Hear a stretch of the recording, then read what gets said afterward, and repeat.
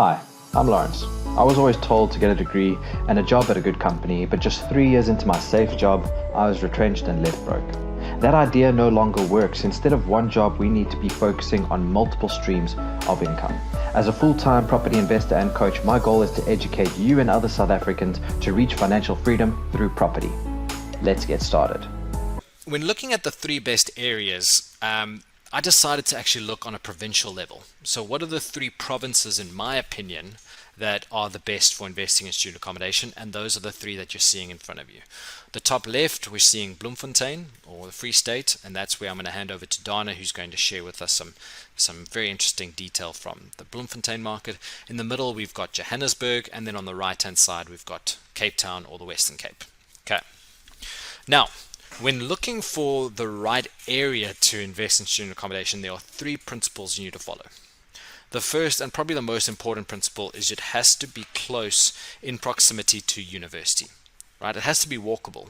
You can't buy a property, you can't buy a 3-bedroom house in, let's say, Fourways, Johannesburg, which is 30 kilometers away from Wits.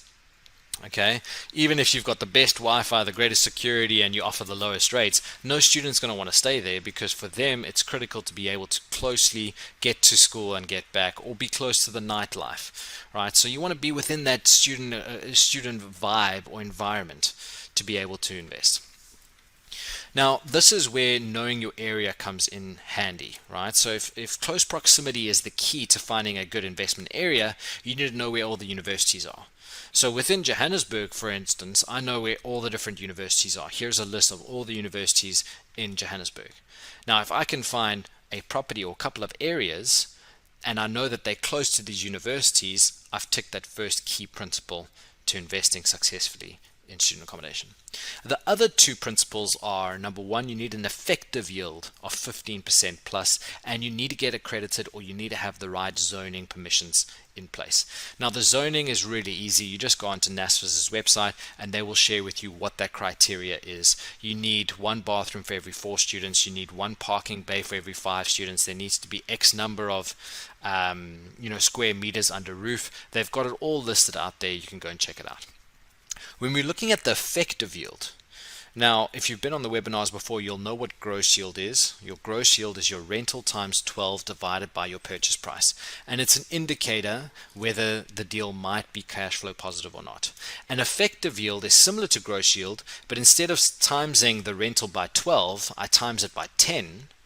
Because remember, students don't rent for the full 12 months. They usually only rent for 10 months. So to get an accurate gross yield assessment, we use a 10-month period, and that's your effective yield, instead of a 12-month period. Okay, so what I did is I chose those 3 provinces, and I chose 2 areas within those provinces that I believe are the best areas to be investing in. So in the Free State province, okay, there's an area called Vista Park, which, if you're looking for the south campus of Bloemfontein, this is one of the best areas to be investing in. So here's an example. It's a 5-bedroom house for sale in Vista Park, 1.3 million. The rent that it can generate is around 20,000. The effective yield is then 20,000 times 10, remember 10 months that the students are renting, divided by the asking price of 1.3 million, gives us an effective yield of 15.3%. So that ticks our second box. Number 1, is it walkable to the university? Yes. Number 2, it's got an effective yield of 15% plus? Yes. So this is an area that I would then associate to a good student accommodation area. As long as it's certified and the cash flow makes sense, boom, I would probably invest. The second area is Willows, which is close to the Central University of Technology in Bloemfontein. Here's an example, another 5-bedroom house. You can see that this is a little bit more expensive than your Vista Park area. So you're catering to a different type of demographic, maybe a little bit higher income student. So the range you can achieve here is about 28,500. Times that by 10 divided by your asking price.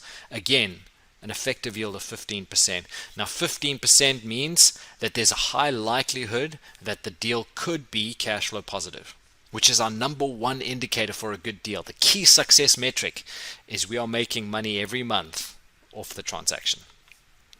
So if you're in the Free State area, you're looking at student accommodation, I would recommend going to look at Vista Park and Willows as 2 good areas. In Gauteng, Johannesburg, so the first area that I would like to speak about is Vredendorp. Vredendorp is in your lower income zone. Here you can see a 10-bedroom house for sale for only 1.5 million.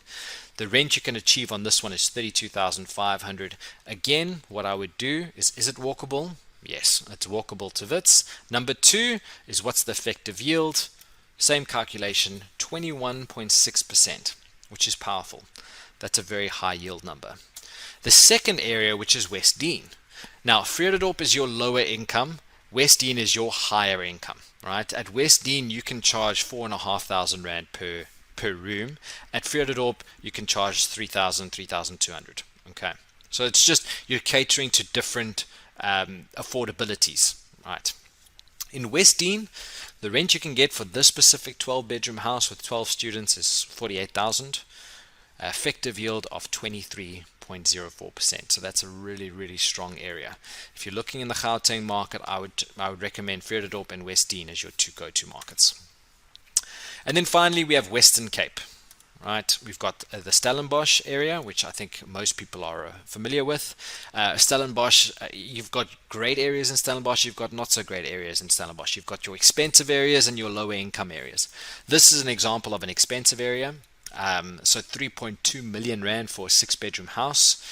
The rent you can achieve here is 34,000 and your effective yield is only 10%.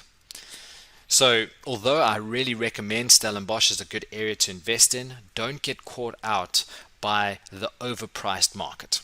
Right? At a 6-bedroom house is maybe worth 3.2 million, but if it's only generating 34,000 Rand rent, my effective yield is too low. I won't be able to buy in that area. I either need to get a massive discount on the 3.2 million, or I need to go to the lower income side of Stellenbosch where the numbers make sense and the cash flow is positive. Woodstock is another great area to potentially look at. Here's a 13-bedroom duplex in Woodstock. The rent is 50,000 plus. You're getting a 24% effective yield. So in simple terms, guys, the best area to invest in student accommodation is ones that are walkable to the university, that have an effective yield of 15% plus, and that are certified or legal and can house multiple residents. If you can get those three things right, you should be fine in any area that you choose. Some areas I would recommend: your Gauteng, you're looking at Vredendorp, Westdene, in Bloemfontein, Willows, Vista Park, and then in Western Cape, Stellenbosch, Woodstock. KZN, I have heard that in KZN it's quite hard to find good investment properties. There's a bit more political red tape that you have to maneuver. I'm not quite sure of the Limpopo market and the Northwest market either. So if you are in those areas and you found some good suburbs where student accommodation works, please let me know. Get in contact with me on Facebook. I'll happily do another webinar on those areas. Are you tired of having more month at the end of your money? It's time to venture into property investing. And although it may seem scary, don't worry. We've created tons of resources to help you get started. From tools that help you analyze deals, to online training courses, to one-on-one specialized coaching. Click the link in the comments below and get started today.